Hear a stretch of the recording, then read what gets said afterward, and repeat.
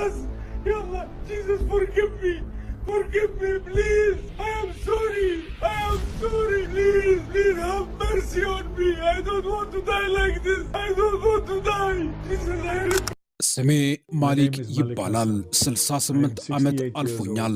ከተኛውበት የሞት አልጋ ከኮማ ውስጥ ኢየሱስን በመጣራቴ በነበርኩበት አገር በከፍተኛ ሁኔታ መነጋገሪያ የነበርኩኝ ሙስሊም ነኝ።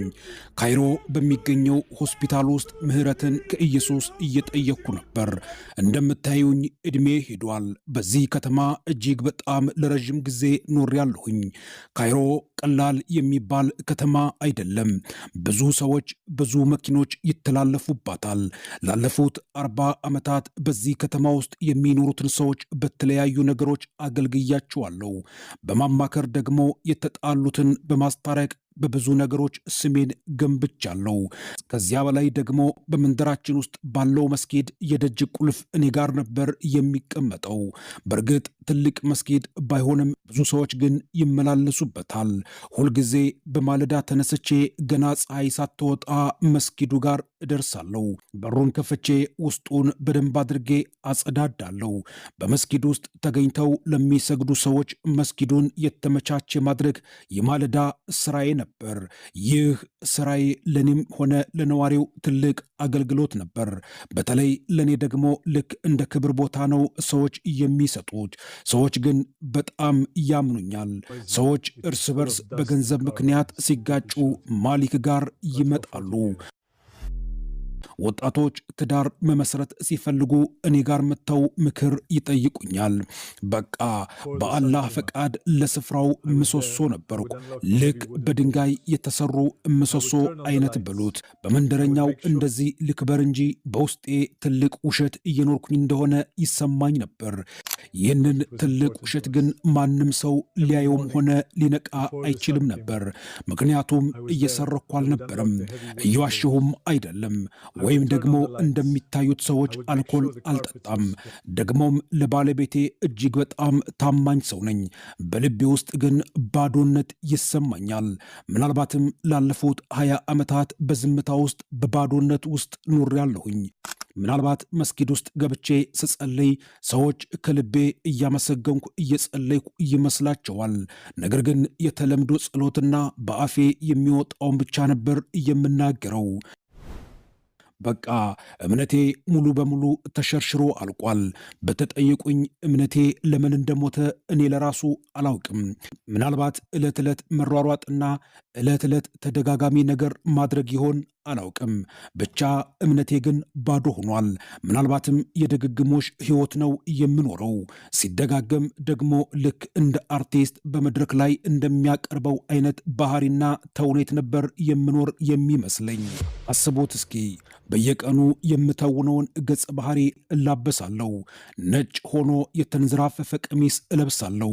ከዚያ በኋላ ደግሞ ቆቤን ደግሞ ከጭንቅላቴ በላይ አስቀምጣለሁ። በቅድስና የተሞላ የሚመስለውን ማሊክን አሳያለሁ።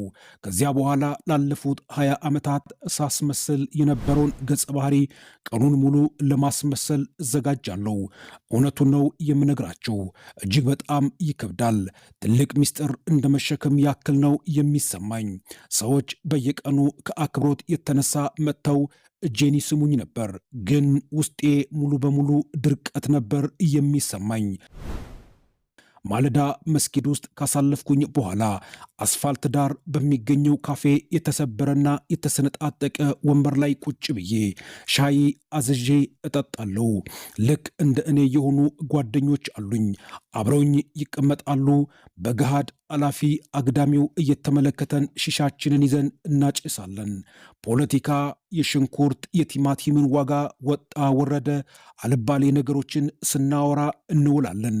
አንዳንድ ጊዜ ከመካከላችን አንዱ ይነሳና ሃይማኖታዊ የሆነ ጥያቄን ይጠይቃል።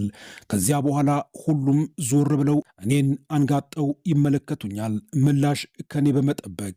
ማሊክ በዚህ ጉዳይ ላይ ምን ያስባል ብለው ይጠባበቁኛል። እኔም እነሱ መስማት የፈለጉትን ምላሽ እነግራችኋለሁ። የተለያዩ መጽሐፎችን እጠቅሳለሁ። ልክ ጥበበኛ እንደሆነና ሁሉን ነገር እንደሚያውቅ ሰው ቀስ ብዬ አንገቴን ከላይ ወደ ታች አነቃንቃለሁ። በውስጤ ግን ለራሴ አለቅስ ነበር። አላውቅም፣ ምናልባት ብቸኝነት የበዛበት ሕይወት ነው የምኖረው። ባለቤቴ ፋጢማ በእርግጥ ጥሩ ሴት ነች። እውነተኛ አማኝ ማለት እንችላለን። ይገርመኛል።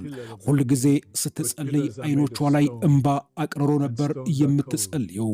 የተቸገሩ መርዳት ያስደስታታል። ምናልባትም በቤት ውስጥ ብዙ የሚበላም ላይኖር ይችላል። ነገር ግን ይህ ለሚቸገሩ ከመስጠት ወደኋላ አይጎትታትም። አንዳንድ ጊዜ ባለቤቴ ቀና ብላ በኩራት ተመልክታ እስክተኛ ፊቷ ላይ ፈገግታ እያሳየችኝ እንዲህ ትለኛለች፣ ማሊክ አንተ እኮ የዚህ ቤት ራስነህ ብላ በኩራት ትነግረኛለች። የሚገርማችሁ ይህንን በተናገረች ቁጥር እኔ ውስጤን እየበላውና እየገደለኝ ይመጣል። ምንም እንኳን ለማበረታታት ቢሆንም ይህንን የምትለው ለእኔ ግን ልክ እንደ ስለታማ ቢላዋ ነው። ምናልባትም እውነተኛ ልቤን ብታውቀው ኖሮ እጅግ በጣም ትደነግጥ ነበር ብዬ አስባለሁ። በቤት ውስጥ አህመድ የሚባል የልጅ ልጅ አለኝ። አሁን ላይ 20 ዓመቱ ነው። እጅግ በጣም ጥሩ ልጅ ነው። ሁልጊዜ እንደ ማንኛውም ወጣት በስልኩ ላይ ጊዜን ያጠፋል። እንደውም ቤት ውስጥ ሁልጊዜ በስልኩ ሲቀራ ነው የማየው። ምንድነው የሚሉት ተጽዕኖ ፈጣሪ መምሰል ይፈልጋል። ያው እንደ ማንኛውም ወጣት ታዋቂ ለመሆን ይጥራል። በእርግጥ ለእኔ ለአያቱ ያለው ፍቅር እየተለየ ነው። ነገር ግን ዓለምን የሚመለከተው ለዓለም የነበረው እይታ በአንድ የእጅ ስልክ ነበር። ሁልጊዜ ማታ ማታ ቁጭ ስንል አያቴ እስኪ ስለ ድሮ ታሪክ ጊዜ ንገረኝ ብሎ ይጠይቀኛል።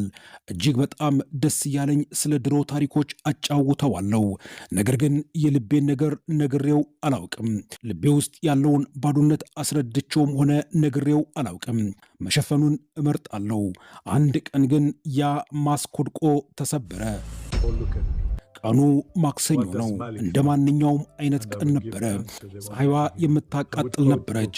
እንደለመድኩትም ከሰዓት ላይ ወደ መስጊድ መሄድ ጀመርኩኝ። የመስጊዱ ከፋች እኔ ስለነበርኩኝ ከሁሉም ሰው ቀደም ብዬ መገኘት ነበረብኝ። ከሌላው ቀን ለየት ባለ መልኩ ከመቀመጫ ከተነሳሁ በኋላ ጉዞዬን ስጀምር እግሮቼ እየቀዘቀዙብኝ እግሬ አልታዘዛለኝ።